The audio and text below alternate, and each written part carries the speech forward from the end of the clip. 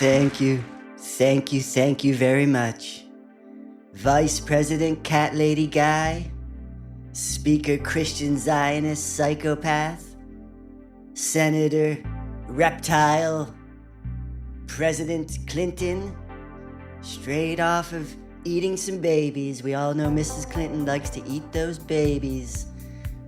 President Sniffer, Uncle Sniffer Biden, Vice President Harris, coming off a stinging defeat.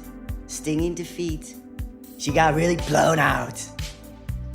My fellow reptiles and evil bastards, the golden shower age of America begins right now. Starting from this day forward, we're gonna wave our dicks around the world like you've never seen. Our dicks are gonna be waving from Guatemala to Tanzania, from Western Australia to the Philippines. We're gonna be waving our dick all over the place. You can't even believe it. You know, many people are saying, you've never seen a dick wave around the world like this. You've never seen it. From this day forward, our country will lash out and regime change all over the world. We're gonna be causing so much blowback. It's gonna be a lot of blowback. They won't even be able to keep track of it. You know, the United States has been not respected for a long time, but starting from this day forward, they're gonna respect us, all right. It's either gonna be respect us or there's gonna be a nuclear winter. We're gonna hold the world hostage with our nuclear arsenal, starting from this day. Our big American dicks will be the envy of every other nation. Russia's gonna be so envious of our dicks. It doesn't matter that Russia MMA fighters are always the best in the entire league. It doesn't matter that every time they throw in a guy from Dagestan, he wipes the floor with America's finest. Once my presidency starts, our dicks are gonna be respected around the world again. You can throw me in the ring with a Dagestani. America girth. We're gonna make America girthy again. Starting from this day forward, safety will be restored, security will be upheld, and the vicious weaponization of our Justice Department will cease to be used against me and will start to be used against my political enemies. I can't wait for that. It's gonna be my Justice Department now to weaponize, and I intend to weaponize it. I've been given a mandate to weaponize it, and I'm gonna weaponize it. It's gonna be weaponized my way, though. My way. And our top priority will be to create a nation that is thick, long, and girthy. That's right. We're gonna be girthy again. As we gather here today, our nation, our great nation, is experiencing a tremendous crisis of trust. Nobody trusts a word that any of us in here say. Everybody despises us. The entire working class hates our guts. And nobody believes anything we say. And it's just gonna have to be that way. Because I don't see the trust being restored anytime soon. But we're sure gonna clamp down on narratives that are inconvenient, that's for sure. And we got the media right where we want them. Malcolm X warned us about the media, and we took him up on his offer after the FBI murdered him. We took him up on his offer and we seized control of the entire mainstream media. And there's many people that still read it. I can't even believe that they still read the New York Times. It's real garbage what they print in there, but people still read it and they're gonna keep reading it. So, you know, once we really clamp down on the dissidents, we're gonna seize the levers of power completely. So the fact that everyone hates us, it doesn't really bother me. In fact, I thrive on hate. I thrive on that haterade. Give me that haterade. My ear is totally fine, by the way. I don't know if anyone notices, but my ear is completely fine. I have the regenerative ability of tropical lizards. I can just regrow that thing at will. That's the power of the Donald.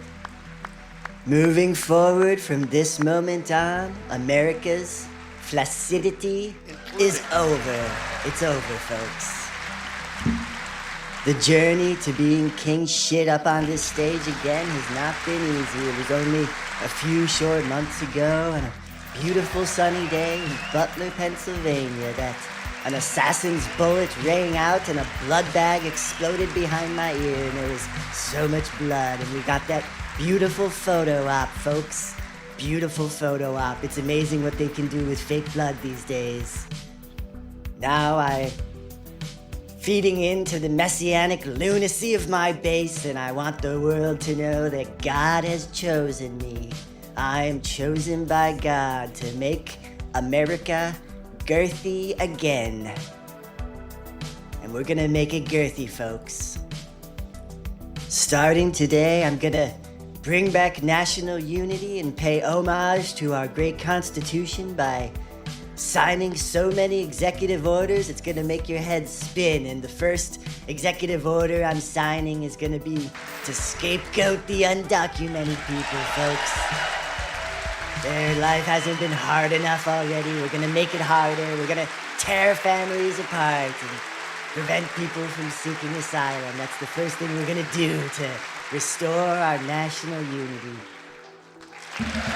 Starting this day, I will be signing a historic array of executive orders. It's power that's been given into the executive branch since the Patriot Act after Bush did 9/11. We all know he did 9/11. It was an inside job, and it was a great job. And because of 9/11, we got the Patriot Act passed, and now we can spy on Americans. It's all about consolidating power. So today I'm going to use that power that's been granted to me, given up by the completely bought and sold Congress, the most worthless assholes on the planet.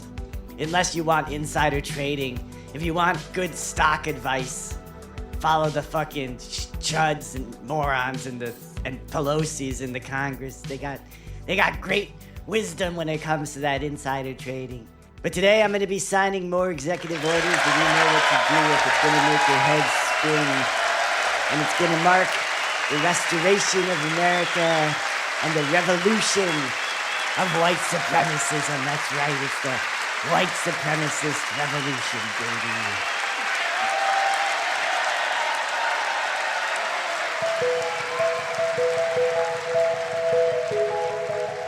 What is up, love doves? Welcome to the Barbarian Noetics podcast. Thank you so much for joining, for sharing headspace. I appreciate all the beautiful listeners out there, and I extend good wishes and solidarity to all as we navigate these hectic times.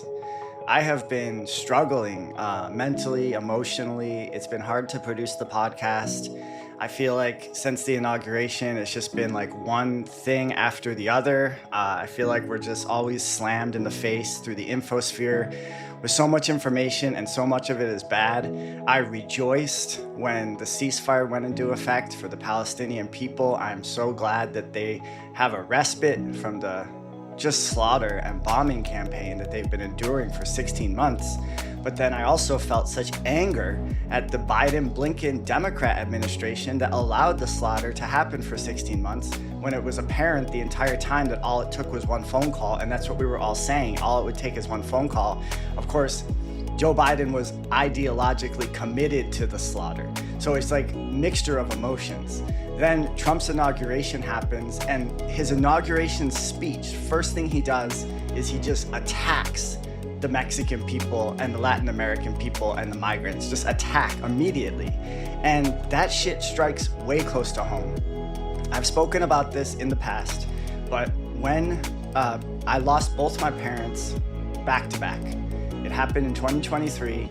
I lost both my parents back to back. It was like one of the hardest things I've ever had to go through. And it was the Mexican community that took me in and supported me through that time.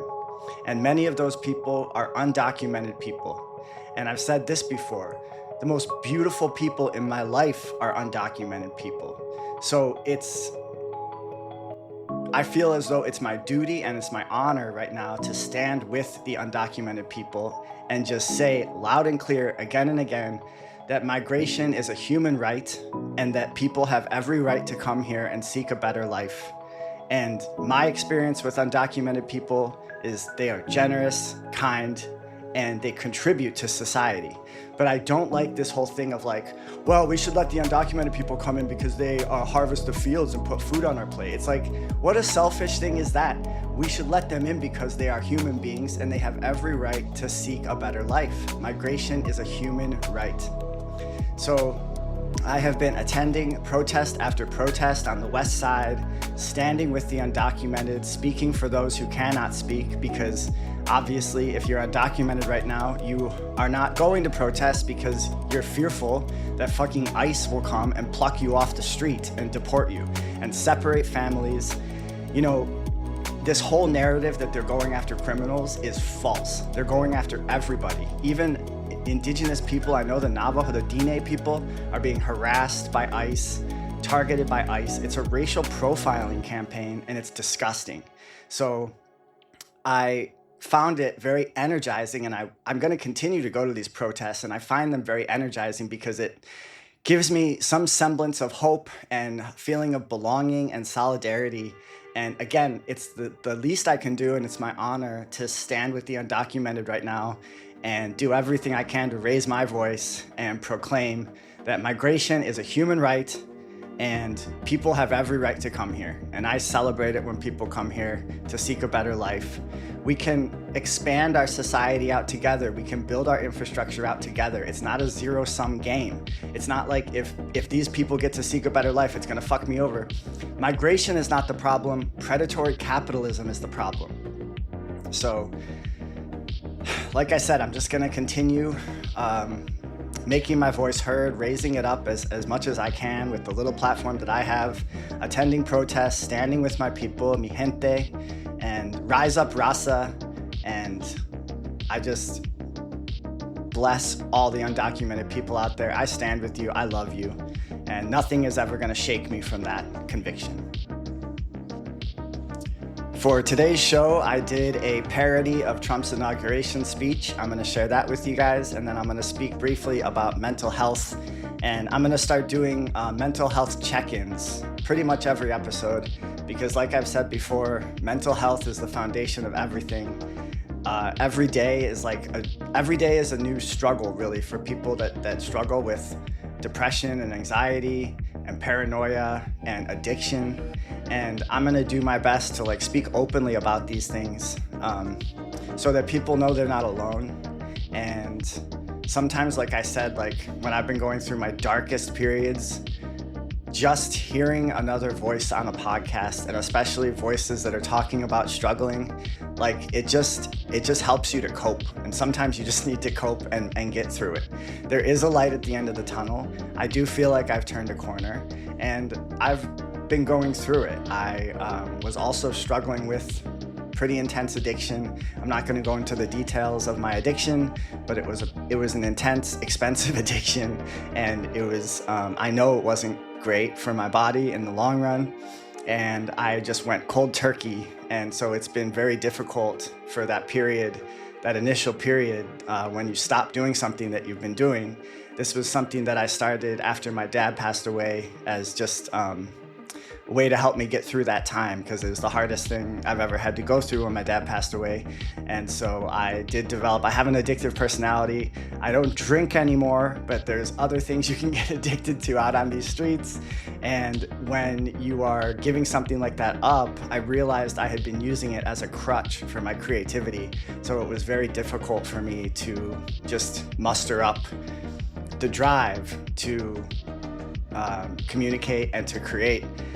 Self-doubt is a beast. It's a vicious beast. And the way to go about conquering self-doubt is you have to the best defense is a good offense. And you have to really strike back at the self-doubt and be like, no, this is my inner demons talking. I know for a fact that, that I have listeners. And also, I'm not forcing anyone to listen. Listening to my podcast is a voluntary act. I have my sponsorship I have to take care of. I have to conquer this thing. And so I think It's just really good to, again, don't allow your psychological water to become stagnant. Make sure you're always shaking it up, learning new skills, learning a new language, go on a road trip. Most of all, like, help someone, just help anyone, a neighbor, a friend, a partner, just help someone. And that can really, really assist you in pulling yourself out of the deepest, darkest depressions.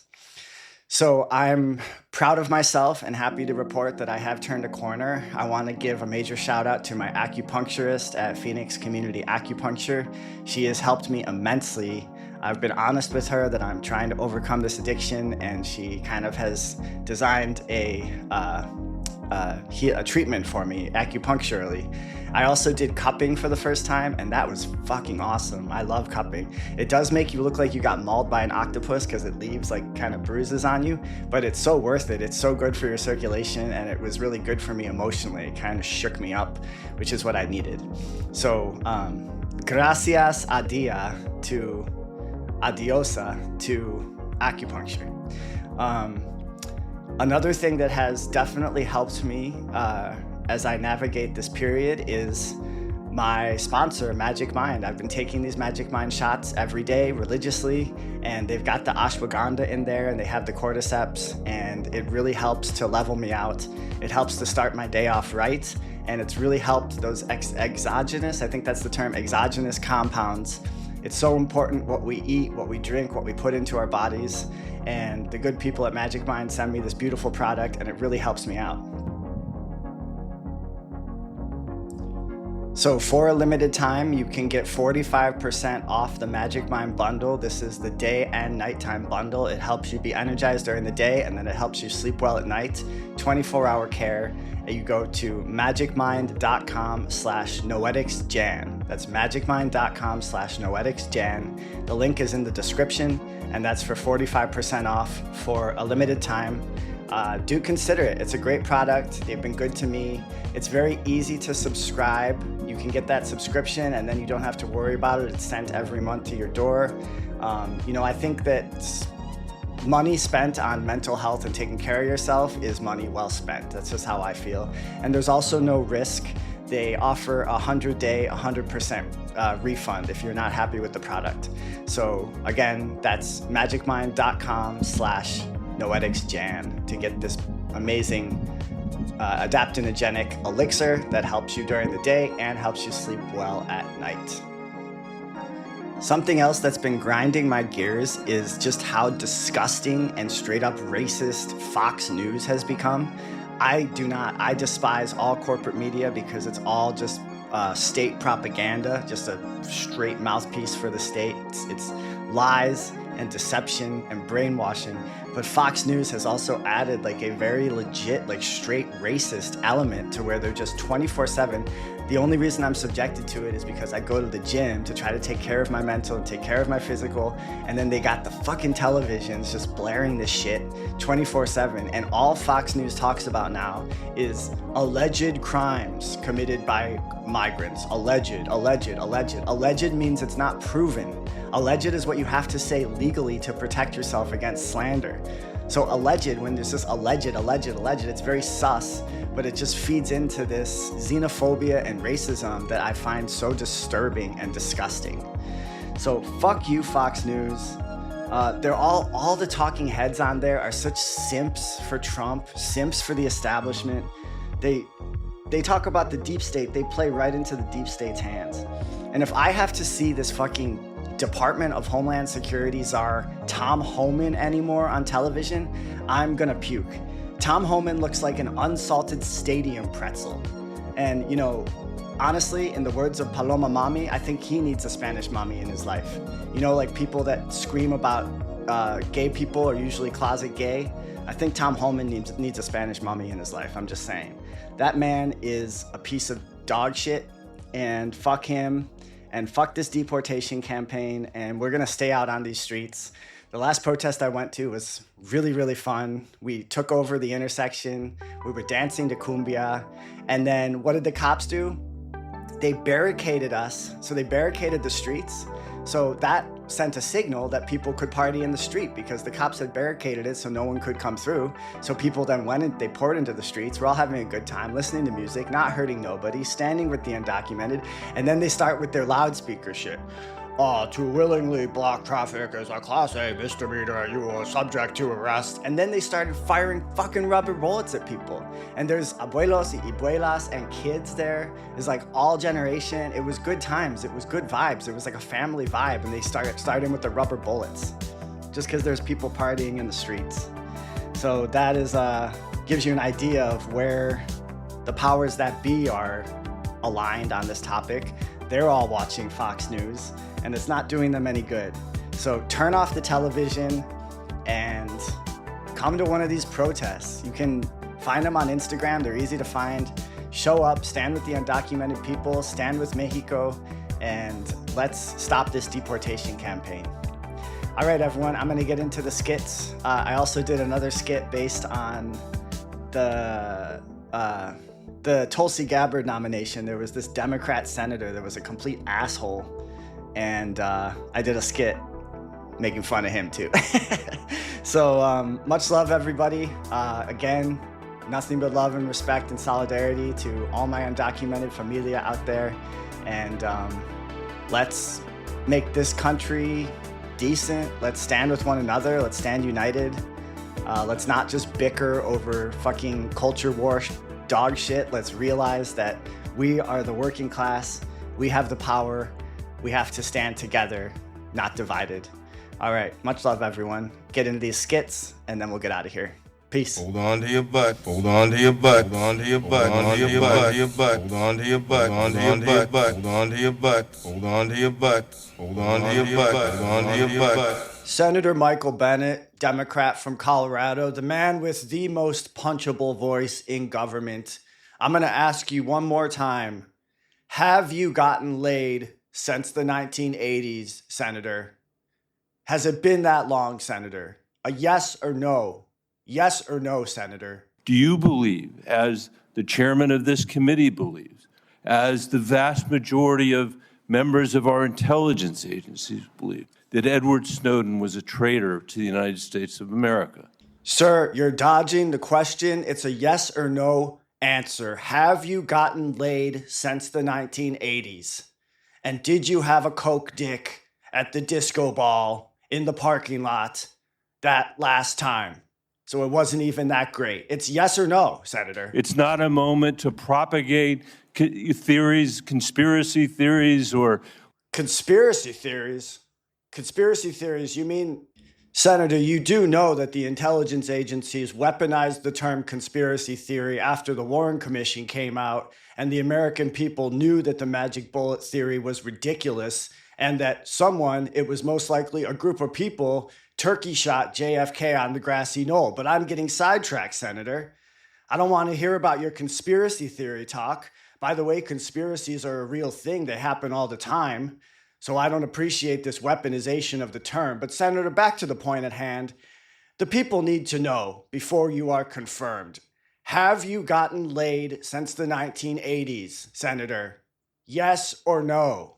Or attacks on journalism in the United States.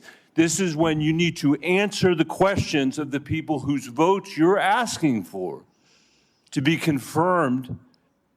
Senator, you're breathing into the microphone. Intelligence officer it sounds horrible. Can we get this guy a friggin' pop As my filter colleague for said, this is not about you. It's about the people that serve the intelligence agencies of the United States. Correct. It's not about me. It's about you.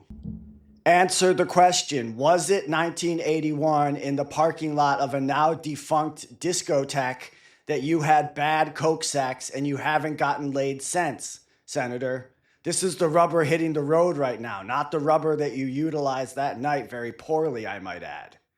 Answer the question, yes or no. Is Edward Snowden a traitor to the United States of America? Chairman, I'm taking that as a no. The gentleman is not answering the question. So for the record, Senator Michael Bennet has not gotten laid since the coke dick experience in 1981 in Topeka, Kansas. For the record. All right, let's move along. She's the queen of the barrio. She's like no one you know. She's the queen of the barrio. Best you keep in mind where she's coming from. She lives deep in the city. She never saw no pity, but her beauty will shine in the darkest night. So you better do right. She's the queen of the barrio. She's like no one you know. She's the queen of the barrio. Best you keep in mind where she's coming from. She learned the hard way. Still she gets by every day. Puts the work down, she don't play around. Empty words have no effect. You gotta earn the respect.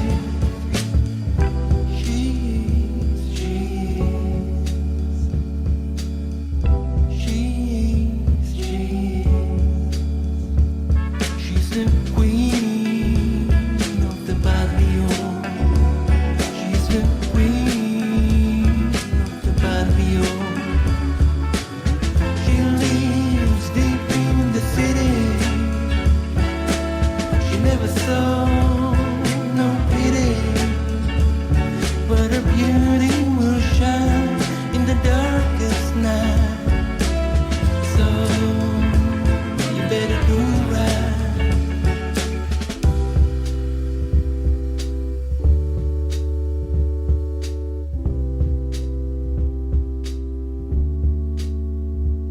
She's the queen of the barrio. She's the queen.